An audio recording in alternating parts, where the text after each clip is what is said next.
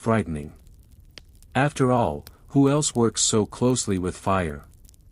Who else bends iron with their hands? Whispers follow him. Some villagers believe he is touched by forces not entirely human. Others say his skill must come from bargains with strange spirits. The truth is far less mysterious, but such stories cling to him like the soot on his skin. In a world where most people never step inside a forge, the blacksmith's work will always seem half hidden, half magical. And still, the blacksmith works on. He does not have time for stories or whispers. Each day is full, each order pressing. The farmer needs a new plow before planting season.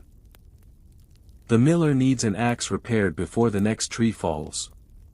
The knight who rides through demands a sharper sword. And all of it begins here, in the glow of the forge, with a man who wakes before dawn, feeds his fire, and swings his hammer until his arms ache. So the sparks fly, the fire roars, and the steady ringing continues. In the dark heart of the village, before the world has fully woken, the blacksmith is already at work, shaping not just iron, but the rhythm of medieval life itself. The forge was not a place of comfort. Step too close, and the heat alone could drive you back. Stand inside all day, and you would know why blacksmiths carried scars across their arms and shoulders. The fire was their greatest tool but also their greatest danger.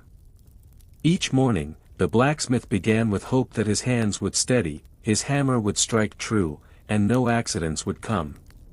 But accidents were as common as the sparks that flew from the anvil. A stray spark could land on his skin and leave a blister. A slip of the hammer could crush a finger.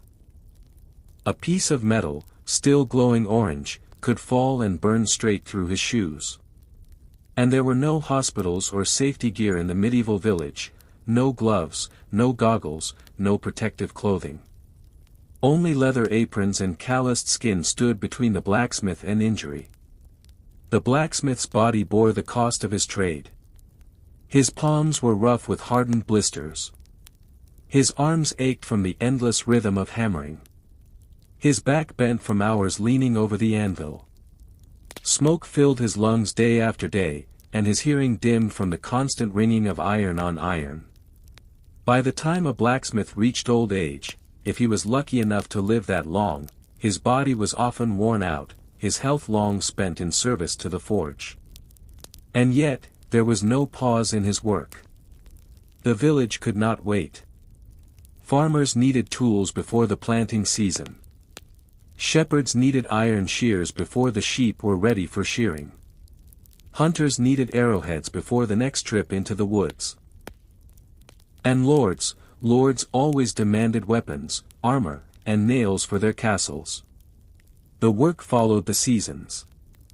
In spring, the blacksmith was busiest making plowshares, hoes, and axes for farmers preparing their fields.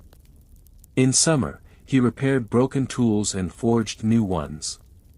In autumn, he sharpened scythes for the harvest. And in winter, when the cold froze the earth, he often turned to crafting smaller items, locks, hinges, knives, and nails. War, of course, could come in any season, and when it did, soldiers filled his workshop with urgent requests. The forge was never silent. The clanging of metal echoed through the village streets from dawn until dusk, and sometimes deep into the night. For the villagers, this sound was both ordinary and reassuring. It was the rhythm of survival. If the blacksmith was working, life could continue. But for the blacksmith himself, the sound was relentless. Each strike of the hammer rang in his ears, echoing long after he set the tool down. Some blacksmiths said they could hear the ringing even as they lay in bed, the phantom rhythm following them into their dreams. It was as though the forge lived inside them, never letting go. Money was another burden. Despite his importance, the blacksmith was rarely wealthy. Coins were scarce in most medieval villages. Payment often came in the form of barter, a sack of grain for new horseshoes, a few chickens for a repaired plow, a jug of ale for a sharpened blade. Some villagers even tried to pay with promises: "I'll bring you half the harvest next month," or "You'll have meat when the pig is slaughtered." The blacksmith accepted what he could, but his family often lived on the edge of poverty, their meals as uncertain as their neighbors'. Still,